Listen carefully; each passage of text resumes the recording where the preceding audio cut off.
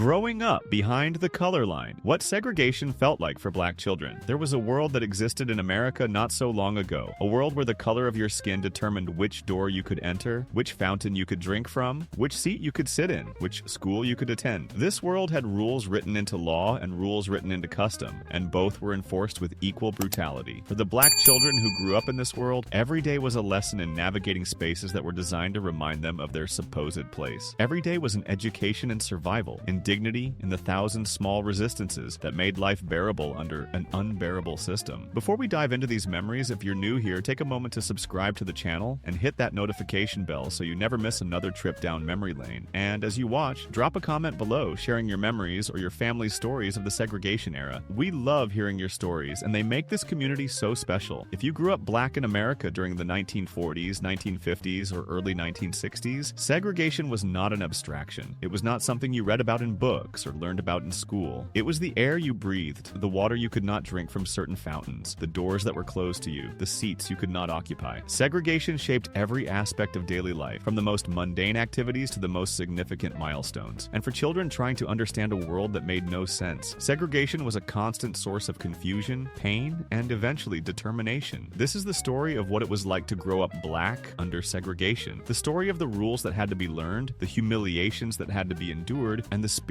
that could not be broken. The system of segregation that dominated the American South and existed in different forms throughout the country was built on a simple but devastating premise that black people and white people should be kept separate in virtually every aspect of public life. This separation was mandated by law in southern states through what were known as Jim Crow laws, named after a minstrel show character that mocked black people. These laws required separate facilities for black and white Americans in schools, transportation, restaurants, theaters, parks, cemeteries, and countless other spaces. But segregation was about more than just separation. It was about hierarchy. The facilities designated for black Americans were almost always inferior to those reserved for whites. The colored waiting room was smaller and dingier. The colored school had outdated textbooks and crumbling buildings. The colored section of the bus was in the back, and you had to give up your seat if a white person wanted it. Segregation did not just separate, it degraded, constantly reminding black Americans that they were considered less than, unworthy of the same treatment as white citizens. For children born into this system, segregation was simply the way the world worked. They did not remember a time before the signs that said white only and colored. They did not know any other reality. The task of their parents and grandparents was to teach them the rules of this world, to prepare them to navigate it safely, and somehow to preserve their sense of self-worth in a system designed to destroy it. The education of a black child in the segregated South began early, with lessons that no child should have to learn. Parents had to explain why they could not eat at certain restaurants, why they had to use the back door at certain businesses, why they had to step off the sidewalk when white people approached. These conversations were painful for parents who wanted to protect their children's innocence, but knew that ignorance could be dangerous. Why can't I drink from that fountain, Mama? The question was inevitable, and the answer was impossible. How do you explain to a child that some people believe their skin color makes them superior? How do you teach a child that rules exist not because they are right, but because breaking them could bring violence? Parents struggled to convey the reality of segregation without crushing their children's spirits, without teaching them to see themselves as the segregationists saw them. The lessons were practical and urgent. Look down when white people speak to you. Say yes, sir, and yes, ma'am, regardless of how you are addressed. Do not talk back. Do not argue. Do not give anyone an excuse. These lessons were about survival. A black child who did not learn them might not survive to adulthood. The stakes were literally life and death, and parents taught accordingly. The signs were everywhere, constant reminders of the boundaries that could not be crossed. White only, colored entrance, no Negroes allowed. These signs appeared on water fountains, restrooms, waiting rooms, ticket windows, beaches, parks, and pools. They appeared on the doors of restaurants and hotels, on the windows of businesses, on the fences around public facilities. For children learning to read, these signs were among the first words they deciphered, their literacy immediately connected to their exclusion. The water fountain was perhaps the most common and most visible symbol of segregation's absurdity. Two fountains, side by side, one for white and one for colored. The white fountain was usually newer, cleaner, positioned more conveniently. The colored fountain might be older, dirtier, tucked away around a corner. The water was the same water coming from the same pipes, but the fiction of contamination, the idea that black lips on a fountain would somehow pollute it, was maintained through this separation. For children, the water fountain rule was often the first direct experience of segregation's cruelty. Thirsty on a hot day, seeing a fountain, being told you cannot use it because of your skin, this was a formative experience that shaped how children understood their place in the world. Some children never forgot the first time they were denied water, the confusion and hurt they felt, the dawning realization that the world was not fair and never had been. School was segregated completely and absolutely. Black children attended schools designated for black children, while white children attended different schools entirely. The separation was total. There was no mixing, no interaction, no opportunity for children of different races to learn together or know each other as classmates and friends. The schools for black children were chronically underfunded. Buildings were often old, poorly maintained, sometimes literally falling apart. Textbooks were outdated, often cast-offs from white schools, their pages worn and scribbled in before they ever reached black students' hands. Supplies were scarce, class sizes were large. The physical conditions of many black schools communicated a clear message about how society valued black children's education. But the teachers in these schools were often extraordinary. Black teachers, many of them highly educated, were barred from teaching in white schools, so they poured their talents into the segregated schools that would have them. They taught with limited resources but unlimited dedication. They pushed their students to excel despite the obstacles, knowing that education was one of the few paths to a better life. The excellence of these teachers could not fully compensate for the injustice of the system, but it made an enormous difference in the lives of their students. The journey to school was sometimes an education in itself. Black children might walk miles to their segregated school while buses carrying white children passed them by. Those buses were for white students only. Black children were not permitted to ride them, regardless of distance or weather. Walking past the school for white children on the way to your own school, seeing the better facilities you could not access, was a daily reminder of your place in the segregated order. In some communities, black families organized their own transportation, pooling resources to provide rides for children who lived too far to walk. Parents who owned cars might pick up neighbor children along with their own. These arrangements were born of necessity, community members taking care of each other because the system certainly would not take care of them. The school year for black children was often shorter than for white children, particularly in rural areas where black children were expected to work in the fields during planting and harvest seasons. The academic year might be structured around agricultural needs rather than educational ones, ensuring that black children received less instruction even when they were enrolled in school. This manipulation of the calendar was another way the system kept black children from accessing the education that might lift them out of their prescribed place. Public transportation was a daily theater of humiliation. Buses in the segregated South required black passengers to sit in the back behind a movable sign that designated the colored section. If the white section filled up, black passengers were required to give up their seats and move further back, or stand, or get off the bus entirely. Paying the same fare as white passengers but receiving inferior treatment was a constant reminder of second-class citizenship. The process of boarding the bus was itself degrading. In some cities, black passengers were required to pay at the front of the bus, then exit and reboard through the back door. Sometimes, after paying, a black passenger would watch the bus drive away before they could reach the back door. Their fare stolen, their time wasted, their dignity assaulted. This was not a bug in the system. It was a feature, designed to remind black people of their place with every journey. For children riding the bus to school or to town, these experiences were formative. Watching their parents forced to stand while white passengers sat, watching the indignities accepted because the alternative was worse, taught lessons about power and powerlessness. Some children felt shame, others felt rage. Most felt a complicated mixture of emotions that would take years to fully process. Downtown shopping districts were minefields of humiliation for black families. Stores might allow black customers to spend their money, but would not let them try on clothes before purchasing. The fiction being that garments touched by black skin would be contaminated, unsellable to white customers. Black customers might have to wait until all white customers were served before receiving attention. They might be addressed disrespectfully, called by their first names or worse, while white customers received courtesies like ma'am and sir. The lunch counter was a particular site of exclusion. Department stores and five and dimes had lunch counters where shoppers could sit and eat, but these counters were for white customers only. A black family could shop in the store, spending money that was good enough for the cash register, but could not sit down and eat. Children who were hungry after a shopping trip had to wait, had to watch white children eating at counters they could not approach. For black parents, shopping trips required preparation and strategy. Where could you use the restroom? Where could you get food? Which stores would treat you with minimum dignity, and which were best avoided entirely? These calculations were necessary for every excursion, the mental load of segregation adding to the practical difficulties of daily life. Entertainment and recreation were similarly segregated, with black families excluded from most public amenities. Swimming pools were for whites only. Black children swam in creeks and rivers, if they swam at all, sometimes in dangerous waters because the safe public pools were closed to them. Parks designated for white use were off limits, their swings and slides and green spaces prohibited to black children who could see them but not play in them. Movie theaters might admit black patrons, but only to balcony sections, reach through separate entrances, removed from the white audience below. Watching a film from the colored balcony, looking down at the white section with its better seats and better views, news was another constant reminder of the hierarchy. The same film, the same experience, made different by the insistence on separation. Amusement parks and fairs sometimes designated specific days for colored patrons, allowing black families to enjoy facilities that were otherwise closed to them. These days were anticipated eagerly by black children who had few other opportunities for such recreation. But the limitation itself, being allowed in only on designated days like an afterthought or a charity, carried its own message about where black people stood in the social order. The threat of violence enforced segregation in ways that laws alone could not. The system was maintained not just by statutes and signs, but by the ever-present possibility that a black person who stepped out of line could be beaten, arrested, or killed. Lynching, the murder of black people by white mobs, was a reality within living memory, and the threat of such violence shaped every interaction between black and white. Children absorbed this reality even when parents tried to shield them. They heard stories, knew family histories, understood that the rules they were taught to follow were not just about politeness, but about survival. A black child who talked back to a white adult, who failed to show proper deference, who was simply in the wrong place at the wrong time, could face consequences ranging from a beating to death. The fear was not paranoia, it was rational response to real danger. Every black family knew someone who had been victimized, knew stories of violence that had been visited upon their community. This knowledge shaped behavior, teaching children a hypervigilance that was exhausting but necessary. You learned to read situations, to assess danger, to make yourself small and unthreatening because the alternative could be catastrophic. Despite all of this, black communities under segregation were vibrant and resilient. The same system that excluded black people from white institutions forced the development of black institutions that served their own communities. Black churches, black schools, black businesses, black newspapers, black social organizations. These institutions provided spaces where black people could be fully human, could lead and achieve and be recognized, could escape at least temporarily from the degradation of the segregated world. The black neighborhood was a refuge, a place where you did not have to watch what you said or how you walked, where you were surrounded by people who understood your experience because they shared it. The adults in the neighborhood looked out for all the children, creating a web of supervision and care that protected young people. The businesses in the neighborhood served black customers with respect, providing goods and services while also providing dignity. Children growing up in these communities experienced both the pain of segregation and the warmth of community response to it. They saw black adults who were doctors, lawyers, teachers, business owners, professionals who might have achieved even more without segregation, but who were achieving nonetheless. They saw excellence despite obstacles, dignity despite degradation, hope despite every reason for despair. The church was particularly central to black life under segregation. Excluded from so many spaces, black people found in the church a place that was entirely their own, where they could worship, socialize, organize, and lead without white interference. The church was where meetings were held, where news was shared, where community decisions were made. It was also where children learned that they were loved by God, regardless of what white society said about them. Sunday services were opportunities for the whole community to gather, to see and be seen, to draw strength from shared faith and shared experience. The music lifted spirits that had been beaten down by the weak's indignities. The preacher's words offered hope of a better world, whether in this life or the next. Children absorbed the message that their worth was not determined by segregation's lies, that they were children of God entitled to dignity and respect. The church also provided the organizational infrastructure that would eventually challenge segregation. The civil rights movement that emerged in the 1950s and 1960s grew from the churches, drawing on their networks, their leadership, and their moral authority. The children who had grown up under segregation would become the foot soldiers of that movement, their experiences of injustice fueling their determination to change the system. The psychological impact of segregation on children was profound and lasting. Growing up in a world that constantly told you that you were inferior, that your presence was contaminating, that you deserved less than others, this left marks that did not easily heal. Some children internalized the messages, struggling with self-worth for years afterward. Others externalized their anger, finding ways to resist and rebel that could be dangerous but were psychologically necessary. The talented psychologists Kenneth and Mamie Clark